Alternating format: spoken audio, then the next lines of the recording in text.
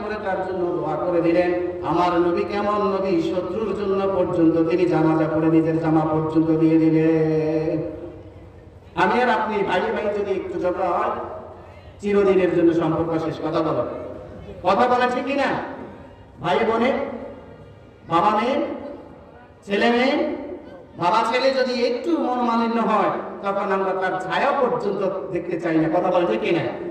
আর নবীজি এমন দয়ালু, তিনি আমাদের দয়া সাগর, তিনি দয়া শিখিয়ে দিয়েছেন। তুমি বাবা, তোমার ব্যবহার হবে নম্র, তুমি তোমার সন্তানদেরকে ক্ষমা করতে জানবা, তুমি তাদের কল্যাণ কামনা করবা। এই তিনটা গুণ তোমার মধ্যে থাকতে হবে। মোট তোমাকে 5টা গুণ অর্জন করতে হবে। কয়টা গুণ?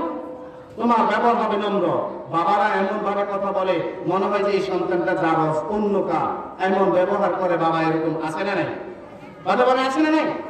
আছে। এই জন্য তার ব্যবহার হবে নম্র। বাবা সন্তানদেরকে ক্ষমা করতে হবে, নেতা তার কর্মীদেরকে ক্ষমা করা জানতে হবে। শুধু ক্ষমা করলে হবে না, ওই ব্যক্তিদের কল্যাণ কামনা করতে হবে, ওই ব্যক্তিদের জন্য দোয়া করতে হবে। 4 নম্বরে আল্লাহ সুবহানাহু ওয়া তাআলা বলেন, ওয়াশাবিরহুম ফিল আমরি। 4 নম্বরে ওই বাবা সংসারে যত কাজ করবে গুরুত্বপূর্ণ, ওই সমস্ত কাজে সন্তান যারা আছে, স্ত্রী আছে, তাদের সকলের সাথে পরামর্শ করবে। কি করবে? আজকে বাবারা পরামর্শ করে, আমার জমি, আমার সবকিছু, আমার ঘর, আমার টাকা, আমি কেন পরামর্শ করবো? অথচ আল্লাহ বলছেন আপনি পরামর্শ করেন। নেতা আপনি কিভাবে আপনি কর্মীদের সাথে পরামর্শ করবেন, এটা আল্লাহ তাআলা বলে দিয়েছেন। এজন্য নবীজি মুহাম্মদ রাসূলুল্লাহ সাল্লাল্লাহু আলাইহি সাল্লাম যখন মদিনা রাষ্ট্র পরিচালনা করেছিলেন, তখন তিনি তার সাহাবীদের সাথে পরিচালনা করেছেন, সব পরামর্শ করেছিলেন। তিনি যখন বদরে যাবেন, বদর যুদ্ধ পরিচালনা করবেন, সেখানেও তিনি সাহাবীদের সাথে তিনি পরামর্শ করেছিলেন।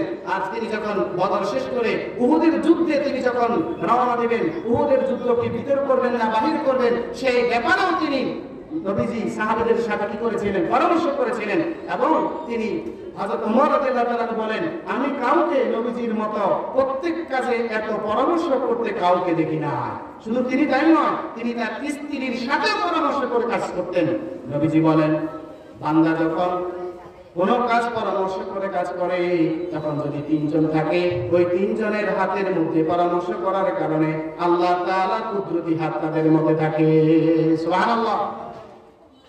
এজন্য প্রত্যেকটা কাজে যদি আপনি পরামর্শ করেন, এটা আল্লাহ তাআলা বলছেন, ওয়া আমারুহুম শুরা বাইনাহুম।